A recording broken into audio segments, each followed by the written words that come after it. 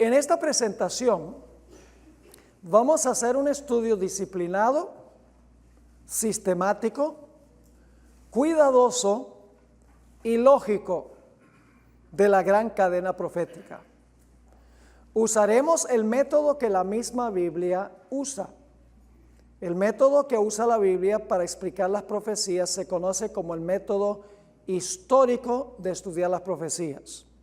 Especialmente las profecías en cadena, como Daniel 2, donde tiene uno cabeza de oro, pecho y brazos de plata, vientre de bronce, piernas de hierro, donde hay una secuencia en la profecía. Daniel 7 igual, Apocalipsis 12, 13 y 17 son profecías en cadena. Esas profecías hay que estudiarlas aplicando el método histórico. Básicamente ese método enseña que el cumplimiento de la cadena comienza en los días cuando vivía el profeta, a quien Dios le dio la revelación. Termina al final de la historia cuando Cristo establece su reino eterno. Y luego, entre medio, entre el comienzo en tiempos del profeta y el tiempo cuando culmina, cuando Cristo establece su reino, se encuentra una cadena de eventos, uno tras otro, cronológicamente, desde el comienzo hasta el final.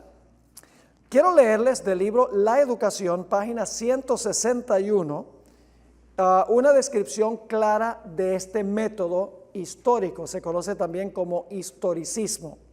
Dice allí, la historia que el gran yo soy ha trazado en su palabra, al unir los eslabones de la cadena profética, desde la eternidad pasada hasta la eternidad futura, nos dice dónde estamos hoy en el transcurso de los siglos y qué es lo que se puede esperar del futuro.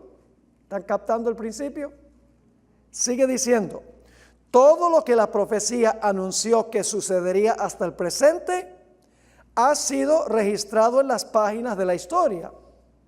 Y podemos estar seguros que todo lo que falta se cumplirá en su orden. El problema con muchas iglesias hoy en día es que tienen un método muy indisciplinado de estudiar las profecías. Adivinan. Dice, esto significa esto, esto significa lo otro, que Israel, que los musulmanes, sin tomar en cuenta que hay una cadena de eventos. Podemos seguir la cadena. ¿Dónde comienza la cadena? Todos los eventos de medio y dónde culmina la cadena. Sabemos exactamente dónde estamos en cada momento del desarrollo de la historia. Ahora, primero queremos notar un punto muy importante, y es que las profecías estamos tratando con símbolos, no con lenguaje literal.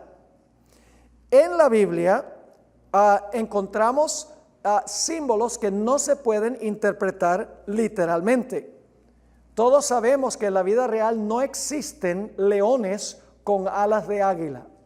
Sabemos que no existen leopardos con 4 cabezas y 4 alas, ni dragones que tienen 10 cuernos sobre la cabeza. Obviamente, este es lenguaje simbólico. Cada aspecto representa algo más allá de lo literal.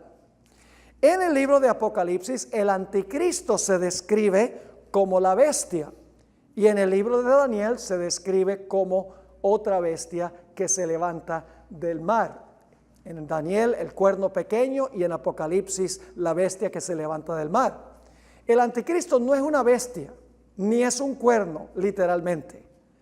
Solamente son símbolos que nos tratan de enseñar características en cuanto al poder representado. Ahora la pregunta clave es, ¿cómo podemos nosotros cerciorarnos de lo que significan los símbolos? ¿Cómo podemos saber qué significan los símbolos? Si no son literales, tenemos que buscar qué representan. La respuesta es que muchas veces en el mismo contexto donde aparece el símbolo está la explicación del símbolo. Pero cuando en el contexto no se encuentra la explicación del símbolo, vamos a otras partes de la Biblia a donde aparece el mismo símbolo y el símbolo sí se explica.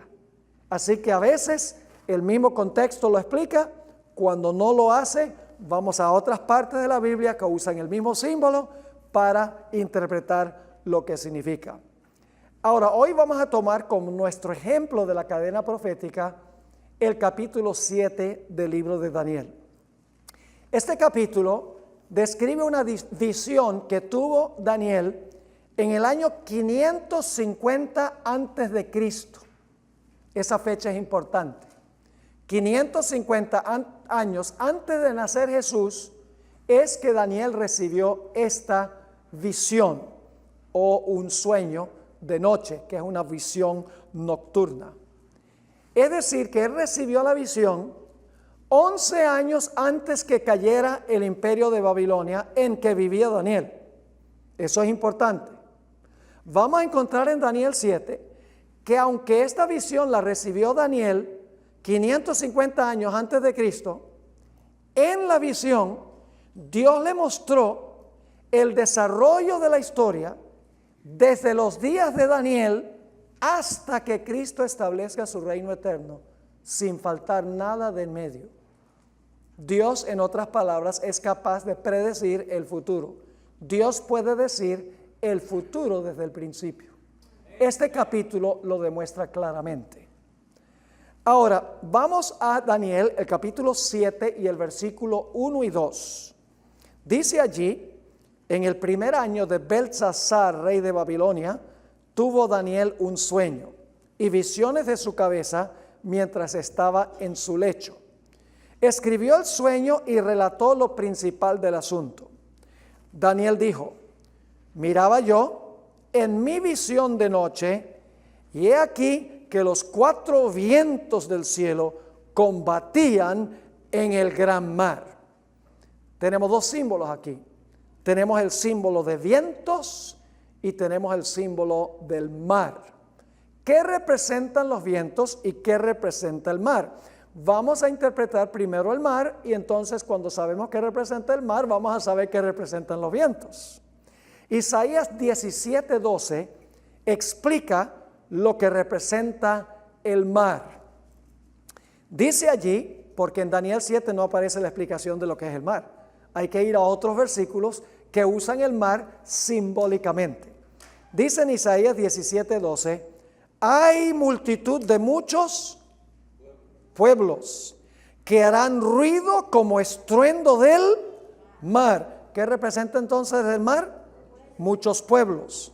Y luego, por si acaso no entendieron la primera parte del versículo, dice, y murmullo de naciones que harán alboroto como bramido de muchas aguas. ¿Qué representa el mar? Muchedumbres, naciones, lenguas y pueblos. ¿Y qué representan los vientos que están revolviendo el mar para que el mar combata dentro de sí mismo? En el Conflicto de los Siglos, página 435, encontramos la explicación. Los 4 vientos del cielo que combatían en la gran mar representan los terribles dramas de conquista y revolución por los cuales los reinos alcanzaron el poder. Las aguas representan las muchedumbres y los vientos las guerras que existen entre esas muchedumbres para ascender al poder. Ahora Daniel, de próximo, ve en el versículo 3 levantarse 4 bestias, una después de otra cronológicamente. Vamos a leer Daniel 7:3. Y 4 bestias grandes, diferentes la una de la otra, subían del mar. Ahora la pregunta clave es, ¿qué representan las 4 bestias? No tenemos que adivinar, porque el mismo contexto, el mismo capítulo nos explica qué significa esto, qué significan las bestias. Vamos al versículo 17, a donde se explica qué representan estas bestias. Dice allí, estas 4 grandes bestias son ¿qué cosa? Son 4 reyes que se levantarán de la tierra. ¿Qué representan entonces las bestias? 4 reyes, pero tenemos que entender algo. No representa reyes individuales, sino reinos que son gobernados por los reyes. Y ustedes dicen, ¿cómo sabemos eso? Bueno, vamos a Daniel, el capítulo 2, para que ustedes se den cuenta de lo que representan las bestias. Son reinos que son gobernados por reyes. No son 4 individuos, sino 4 reinos. En Daniel 2 tenemos el sueño de Nabucodonosor que interpretó Daniel, donde se encuentra la gran imagen: cabeza de oro, pecho y brazos de plata, vientre de bronce, piernas de hierro y pies de hierro mezclado con barro. Luego una roca desmenuza todo y la roca se convierte en una gigantesca montaña. Ahora, en Daniel el capítulo 2 y el versículo 38 encontramos que nos dice en cuanto a la cabeza de oro: y donde quiera que habitan hijos de hombres, bestias del campo y aves del cielo, Él los ha entregado en tu mano. Dios le está hablando a Nabucodonosor, y te ha dado dominio sobre todo. Tú eres aquella cabeza de oro. ¿Qué le dice Daniel a Nabucodonosor? Tú eres la cabeza de oro. Pero Nabucodonosor personalmente no solo es la cabeza de oro, es su reino. ¿Cómo sabemos eso? Leamos el siguiente versículo. Y después de ti se levantará otro reino. Así que cuando dice tú eres la cabeza de oro, está hablando del reino de Nabucodonosor, no solamente de él como rey individual. En Daniel 7 encontramos también que se trata de reinos, no de individuos, reyes individuales. Noten Daniel 7:23. Acabamos de leer que las 4 bestias representan 4 reyes. Pero fíjese lo que dice de la cuarta bestia, Daniel 7 y el versículo 23. Dijo así: la cuarta bestia será un cuarto reino en la tierra. Así que las bestias representan ¿qué cosa? Reinos que son gobernados por reyes. ¿Está claro ese punto? ¿Ven cómo Daniel interpreta a Daniel? El mismo contexto del libro nos explica el significado de los símbolos.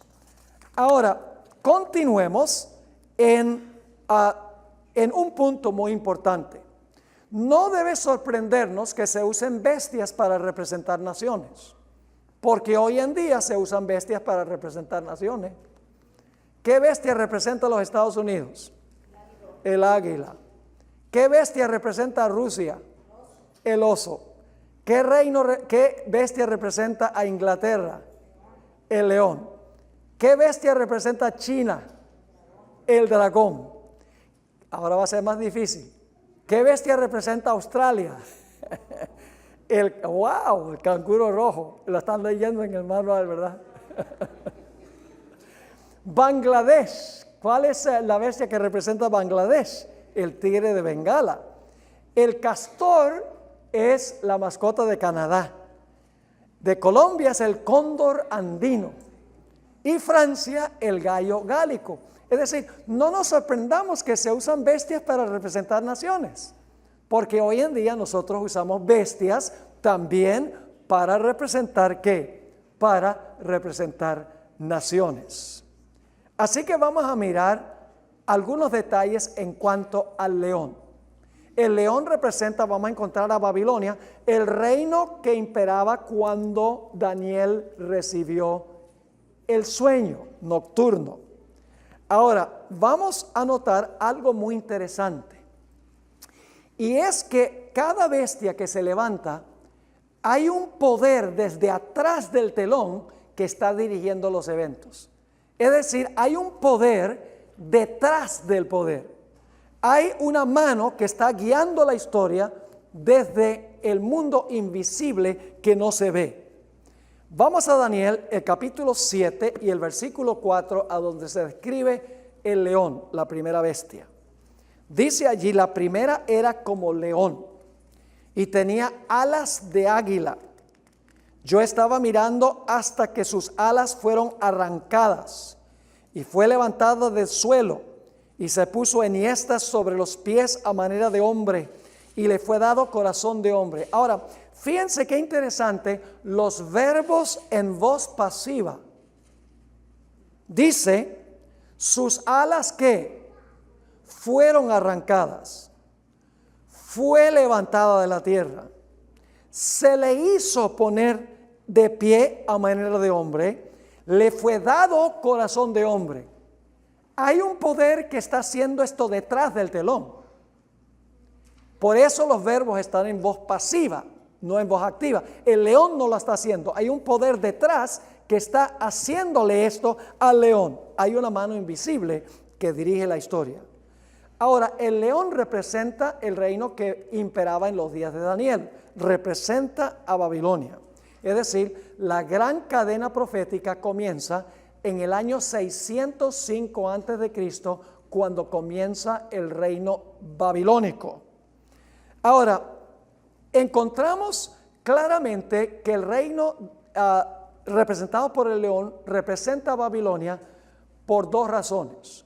Número uno, porque Nabucodonosor se ha demostrado arqueológicamente que en todas las puertas principales de Babilonia colocó esfinges de leones. Los arqueólogos que han hecho excavaciones a donde estaba la antigua ciudad de Babilonia han descubierto esfinges, cabezas de leones a las entradas de la ciudad. Así que cuando Daniel dice que vio un león, inmediatamente Daniel hubiera dicho, bueno, eso tiene que ser Babilonia, porque las entradas a la ciudad todas tienen la cabeza o el esfinge del león. Pero la Biblia también identifica al león como Babilonia, no solo la arqueología. Vamos a Jeremías 4 y el versículo 7, estamos en la página 4 de nuestro manual. Jeremías 4:7 va a demostrar claramente que el león representa el reino de Babilonia. Dice, y aquí está hablando Jeremías de la venida de Babilonia para destruir la ciudad de Jerusalén. Jeremías vivió poco antes de destruirse la ciudad de Jerusalén. Dice, el león sube de la espesura y el destruidor de naciones está en marcha y ha salido de su lugar para poner tu tierra, es decir, la tierra de Israel, en desolación. Tus ciudades quedarán asoladas y sin morador. ¿Quién fue el que causó eso históricamente? Nabucodonosor, Babilonia. Y fíjense que dice, el león sube de la espesura. Babilonia es el león. Noten Jeremías 50:17, a donde se describe a Nabucodonosor como el león. Dice allí, rebaño descarriado es Israel, leones lo dispersaron. El rey de Asiria lo devoró primero y luego ¿qué? Nabucodonosor, rey de Babilonia, lo deshuesó después. Así que claramente, según la Biblia, el león representa a Babilonia. Ahora, ¿qué representan las alas de águila? También se relacionan con Babilonia. Noten Ezequiel 17, el versículo 2 y 3, y luego por la premura del tiempo, vamos al versículo 12. Dice allí en Ezequiel 17, 2 y 3, hijo de hombre, dice de paso, antes de leer esto, Ezequiel fue llevado cautivo a Babilonia en el año 597 a.C. Él vivió en esta época. Así que escribe, hijo de hombre, propón una figura y compón una parábola a la casa de Israel y dirás, así ha dicho Jehová el Señor, una gran águila de grandes alas y de largos miembros, llena de plumas de diversos colores, vino al Líbano y tomó el cogollo del cedro. Ahora, ¿de qué estaba hablando Ezequiel? Noten el versículo 12. Di ahora a la casa rebelde, ¿no habéis entendido qué significan estas cosas? ¿No entiende lo que significa esta parábola? Dice, he aquí que el rey de Babilonia vino a Jerusalén y tomó a tu rey y a sus príncipes y los llevó consigo a Babilonia. Babilonia se presenta como una gran águila con grandes alas. Jeremías interpreta lo que significan las alas de águila. Lamentaciones 4:19, Lamentaciones fue escrito por Jeremías cuando el pueblo de Israel estaba siendo llevado cautivo a Babilonia. Por eso se llaman Lamentaciones, porque se estaban lamentando en el camino. Dice aquí nuevamente, hablando de los babilonios que atacaron a Jerusalén, ligeros fueron nuestros perseguidores más que las águilas del cielo. Sobre los montes nos persiguieron, en el desierto nos pusieron emboscadas. Un lugar más, Deuteronomio 28, versículos 49 al 51, contiene este capítulo lo que se llaman las bendiciones y maldiciones del pacto. Dios le dijo a Israel, si ustedes me obedecen, van a recibir estas bendiciones. Si ustedes me desobedecen, van a caer sobre ustedes estas maldiciones. Ahora, con eso en mente, vamos a leer los versículos 49 al 51. Está hablando aquí de cuando Babilonia iba a acabar con Judá por su apostasía. Jehová traerá contra ti una nación de lejos, del extremo de la tierra, que vuele como ¿qué? Que vuele como águila. Nación cuya lengua no entiendas, gente fiera de rostro, que no tendrá respeto al anciano, ni perdonará niño. Pueden leer ahí 2 Crónicas 36, 17, donde se usa eso para describir la destrucción de Jerusalén. Y dice, y comerá el fruto de tu bestia y el fruto de tu tierra hasta que perezcas, y no te dejará grano, ni mosto, ni aceite, ni la cría de tus vacas, ni los rebaños de tus ovejas, hasta destruir. Entonces, ¿se dan cuenta que la Biblia interpreta el león como Babilonia y las alas de águila se relacionan con Babilonia? Claramente la primera bestia es Babilonia. La cadena profética empieza en los días cuando vivió el profeta Daniel. Empieza en el año 605 antes de Cristo. Pero luego las alas son arrancadas. Pues si las alas representan velocidad de conquista, significa que si se arrancan las alas, ya no va a poder conquistar más. Y luego se le da un corazón de hombre. ¿Qué poder tiene un león con corazón de hombre? Pierde su valentía. Ustedes recuerdan que Inglaterra tuvo un rey que se llamaba Ricardo Corazón de León. ¿Saben por qué se llamaba Ricardo Corazón de León? Porque era valiente, un guerrero valiente, pero un león con corazón de hombre es un león cobarde. Es decir, que Babilonia iba a perder ¿qué? Iba a perder el poder porque se iba a levantar otro reino. Ahora, ¿cuál es el segundo reino? Daniel 7 y el versículo 5. Y he aquí otra segunda bestia, semejante a un oso, la cual se alzaba de un costado. Es decir, en un lado el oso era más alto que el otro. Y luego dice, y tenía en su boca 3 costillas entre los dientes, y le fue dicho así, levántate, devora mucha carne. ¿Notaron nuevamente la voz pasiva del verbo? ¿Por qué el leopardo, por qué el oso ahora puede devorar mucha carne? Porque dice aquí, se le fue dicho, alguien le está diciendo esto, se le fue dicho, levántate, traga mucha carne. Es decir, hay un poder detrás que le está dando permiso a esta nación para que haga esto. Ahora, ustedes notan aquí que dice que el oso era más alto en un lado que en otro, pero no nos explica por qué. ¿Dónde debemos conseguir el por qué? En el siguiente capítulo. En el siguiente capítulo se habla de un carnero. Vamos a leer Daniel 8 y el versículo 3 y 4. Daniel 8 y el versículo 3 y 4. El carnero representa lo mismo que el oso. Ya lo vamos a ver. Alcé los ojos y miré, y he aquí un carnero que estaba delante del río y tenía 2 cuernos. Y aunque los 2 cuernos eran altos, uno era más alto que el otro, y el más alto creció de último. Un oso más alto en un lado que en otro, y 2 cuernos, uno más alto que el otro, y el más alto salió no de primero, sino que salió de último. Ahora, ¿qué representa esto? No hay que adivinar. En el mismo capítulo, en el capítulo 8 de Daniel, y el versículo 20 nos da la interpretación. En cuanto al carnero que viste, que tenía 2 cuernos, estos son los reyes de Media y Persia. ¿Están captando? ¿Qué representan los 2 cuernos? Media y Persia. ¿Cuál fue el poder que conquistó a Babilonia? No tienen que ir a los libros de historia. No tienen que ir a los libros de historia. Porque el mismo capítulo 5 de Daniel nos dice cómo cayó Babilonia en manos de los medos y persas. ¿Recuerdan el dedo que escribió sobre la pared? Mene, mene, tekel, uparsin. El reino es quitado de ti y dado a los medos y los persas. Claramente, el segundo reino son los medos y los persas. Ahora viene algo muy interesante.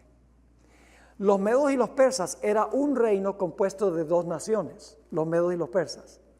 Si ustedes miran el linaje de los reyes de Medo-Persia, van a encontrar que los primeros dos reyes fueron medos. Todos los demás reyes, muchísimos, todos fueron persas. Es decir, el cuerno más alto subió de último, exactamente como lo dice Daniel 8. Entonces, ¿cómo interpretamos que el oso era más alto en un lado que en otro? Vamos a otro lugar en la Biblia que lo explica. La Biblia se explica ella misma. Ahora, ¿qué representan las tres costillas en la boca del oso? Bueno, hay que mirar la historia. Había tres provincias que tuvo que conquistar Medo-Persia para ascender al poder.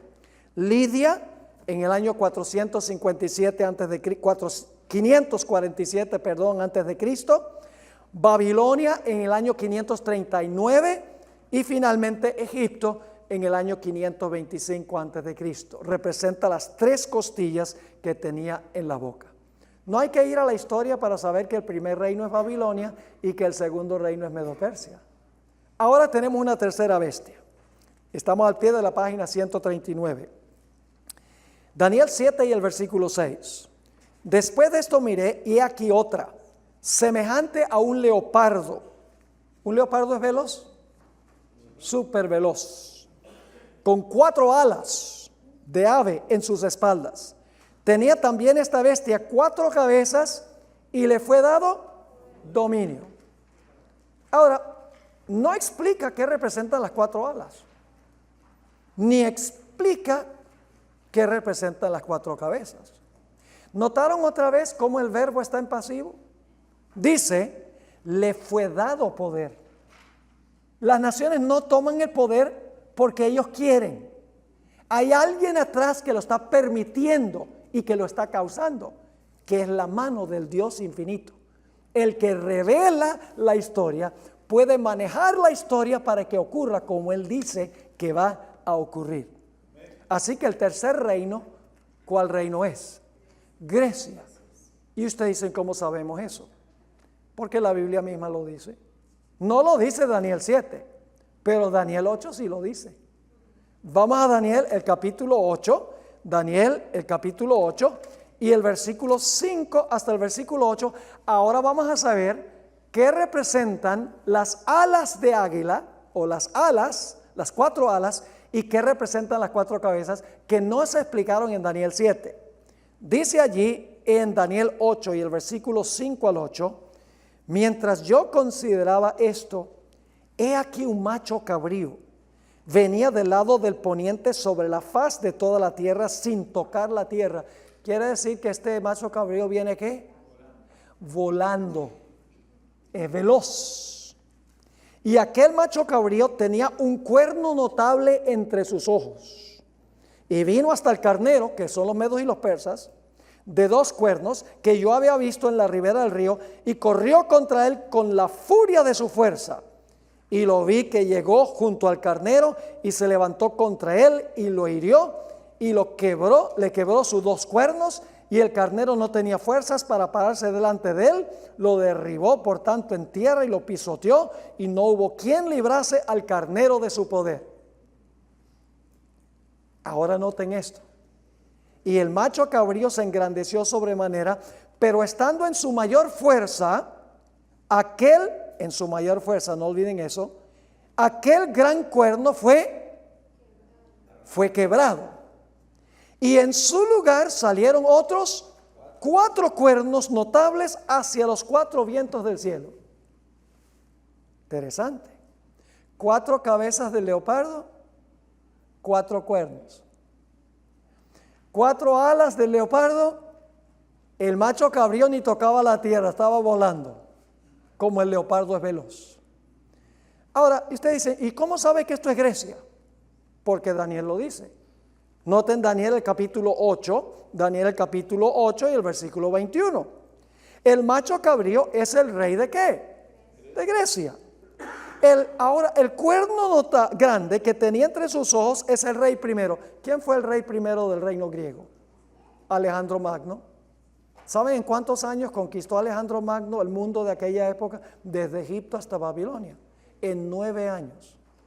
Y cuando tenía 30 años apenas, cuando estaba en el apogeo de su poder, como dice la profecía, murió en una borrachera a los 30 años y no tenía más nada que conquistar. Había conquistado todo el mundo conocido. Pero cuando murió Alejandro Magno, cuando fue quebrado el cuerno, él no tenía sucesor.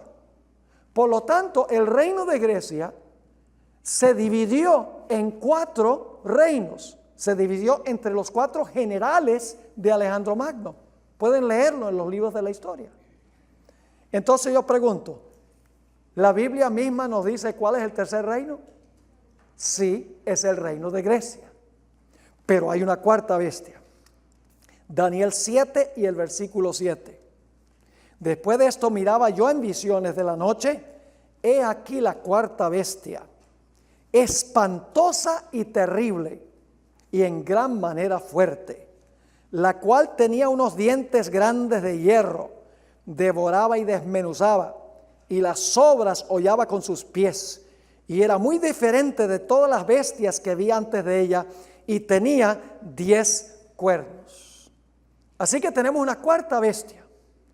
¿Qué representa la cuarta bestia? ¿Qué reino conquistó al reino griego? El Imperio Romano. Lo dicen los libros de historia, pero no tienen que ir a los libros de historia para saberlo. La misma Biblia lo dice.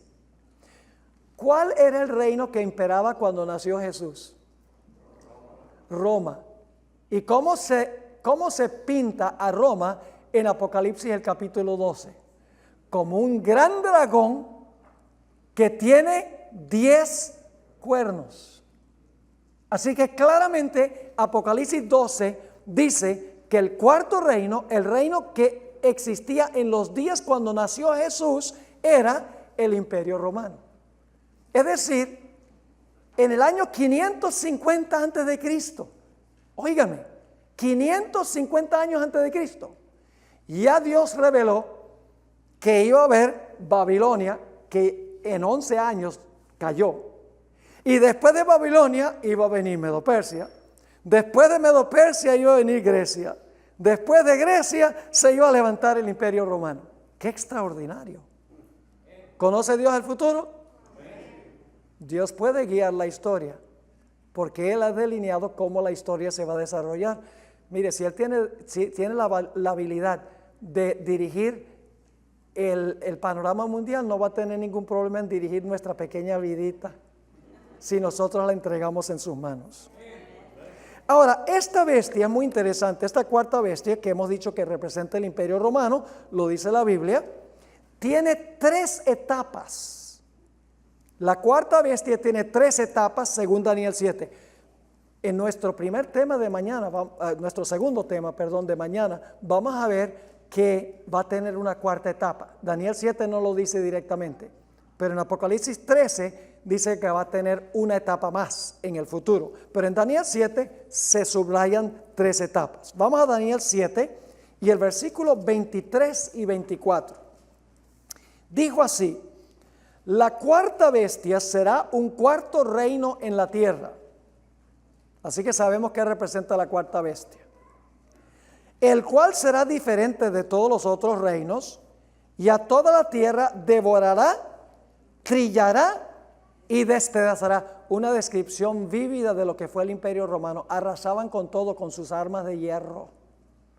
Se ponían todos los batallones se ponían con sus lanzas hacia adelante y sus espadas, y arrasaban y pisoteaban todo lo que conseguían por el camino. Flavio Josefo describe lo que hicieron con Jerusalén en el año 70. Fue algo brutal, y una vívida descripción de lo que ocurrió. Así que tenemos la cuarta bestia. Todavía no tiene 10 cuernos en el versículo 23. Noten lo que dice el versículo 24. Y los 10 cuernos significan, ahora escuchen con cuidado, que de aquel reino, ¿cómo? Yo pregunto, ¿para levantarse del reino tiene que existir el reino? Entonces los cuernos se levantan después que está el reino. Sí, porque dice, de aquel reino se levantarán, ¿qué cosa? 10 reyes o reinos. Y tras ellos, ¿qué significa eso? Después que están los 10, se levantará otro, el cual será diferente de los primeros, y a 3 reyes, a 3 de los 10 derribará. ¿Ven la secuencia? ¿Cuántas etapas tiene en Daniel 7 el cuarto reino? 3. Primero, el dragón gobernando solo por un tiempo. Luego, en determinado momento, le salen 10 cuernos en la cabeza.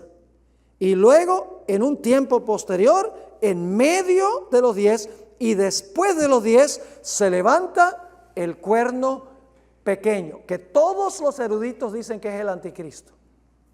Sin excepción, todos dicen que el cuerno pequeño es el anticristo.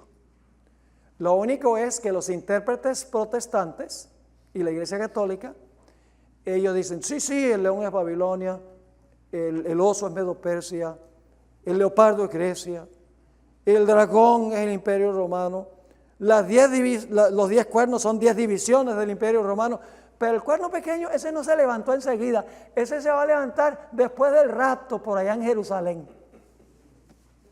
Eso rompe la cadena profética, porque el método profético es que Dios nos da todos los eslabones en secuencia, sin interrupciones, sin paréntesis.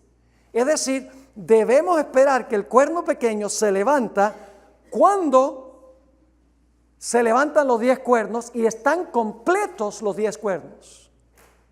Poco después, no 1500, 2000 años después. Ahora, se ha especulado mucho en cuanto a la identidad del cuerno pequeño. Yo les voy a mencionar algo sobre la historia de Roma. El Imperio Romano se levantó en el año 168 a.C., según los historiadores. Y fue un imperio unido, sin divisiones, por la mayor parte de su carrera, hasta el año 476 después de Cristo. Fue un imperio unido, sin divisiones. Pero en el siglo IV empezaron a invadir el Imperio Romano las tribus bárbaras del norte de los países escandinavos. Y empezaron a parcelarse lo que había sido el Imperio Romano. Aparecieron, por ejemplo, los anglosajones. ¿Qué país viene de los anglosajones? Inglaterra. Los alemanes, Alemania. Los lombardos, Italia. Los francos, Francia. Y donde antes el Imperio Romano estaba unido con un idioma y básicamente una cultura, ahora, ¿qué tenemos en Europa? Diferentes idiomas, diferentes culturas, diferentes naciones. Esas naciones vienen como resultado de la división del Imperio Romano. Se ve el resultado hoy en Europa. Muchos países con diferentes idiomas y con diferentes culturas. ¿A dónde hemos de esperar entonces que se iba a levantar el anticristo o el cuerno pequeño? Tiene que haberse levantado en Europa, porque se levantó entre los 10. Y los 10 son las divisiones de Europa Occidental. Tiene que ser romano, porque el cuerno pequeño se levanta de la cuarta bestia, que es Roma. Tiene que ser un poder que arrancó a 3 de los 10. Para resumir, había 3 de esos 10 reinos que eran rebeldes contra el poder representado por el cuerno pequeño. Esos 3 reinos no concordaban con la teología de la iglesia representada por el cuerno pequeño. Eran tribus arrianas, creían que Cristo era un ser creado, la primera criatura de Dios. Así que lo que hizo fue el gobierno del poder papal, influyó sobre los poderes civiles para que los emperadores acabaran con esos 3 reinos.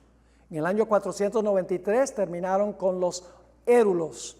en el año 534 con los vándalos y en el año 538 con el último opositor, los ostrogodos, que quiere decir que el cuerno pequeño tiene que levantarse en el año 538. Muy interesante, porque el papado tuvo una carrera que comenzó en el año 538, esto lo vamos a estudiar en nuestro segundo tema de mañana, se levantó en el año 538 y en 1798, exactamente 1260 años después, exactamente después de tiempos, la mitad de un tiempo, exactamente después de 42 meses, simbólicamente hablando, ese cuerno pequeño o la bestia, según dice Apocalipsis 13, recibió una herida mortal por parte del gobierno francés cuando las tropas de Napoleón Bonaparte entraron en el Vaticano, entraron a la Capilla Sistina, donde el Papa Pío VI estaba celebrando el aniversario de su coronación, lo bajaron de su trono, le dijeron tu dominio ha terminado, le quitaron el bastón pastoril, le quitaron la triple corona y se lo llevaron prisionero. Eso todo lo vamos a estudiar en el segundo tema de mañana, cuando hablemos de la bestia que se levantó del mar. Ahora, hay mucha especulación en cuanto a quién representa el cuerno pequeño. Algunos no adventistas pensaban que posiblemente era Benito Mussolini. Ustedes tienen eso en el manual, pero Benito Mussolini lo colgaron en la plaza pública, no funcionó. Otros pensaban que era Adolf Hitler. Bueno, se suicidó, no funcionó. El Ayatollah Khomeini, bueno, ese también está muerto. Yasser Arafat, muerto también. Henry Kissinger, vivo, pero de muy poca influencia. Saddam Hussein, murió ahorcado. Recientemente vi un video de más de una hora donde decía que el anticristo era Barack Obama. Y aún más recientemente encontré un lugar en el internet que dice que es Donald Trump. Hermanos y hermanas, es pura adivinación. Cualquier personaje malévolo que aparece, ese es. Así no se estudian las profecías. Las profecías se estudian en cadena. Claramente Babilonia, Medo-Persia, Grecia, el Imperio Romano. El Imperio Romano se divide, caen 3 de los 10, en el año 538 el último, y se levanta Roma papal en secuencia con la cadena. Y gobierna tiempos y la mitad de un tiempo. Claramente la historia indica eso. Ahora quiero hacer una aclaración antes de que lleguemos al fin de nuestro tema. Y es esto.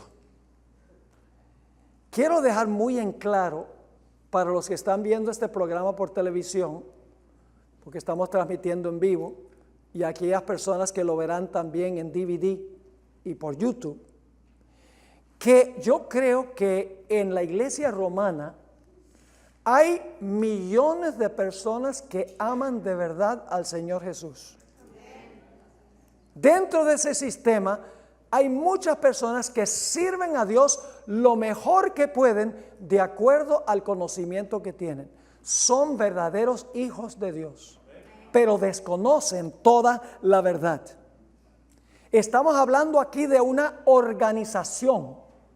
No estamos hablando de las personas dentro de esa organización. Una cosa es el papado como sistema, que es la jerarquía, y otra cosa son los miembros. Los miembros técnicamente no son la iglesia, según la teología romana. Es la jerarquía la que es la iglesia.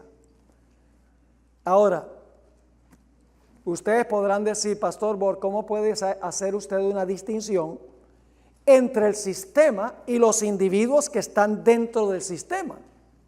Si los individuos están dentro del sistema, ¿acaso no son parte del sistema?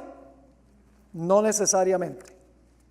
Algunos dicen, Pastor, no hable de estas cosas porque ofende a los católicos. Entonces, no los vamos a ofender y se pierden por culpa nuestra.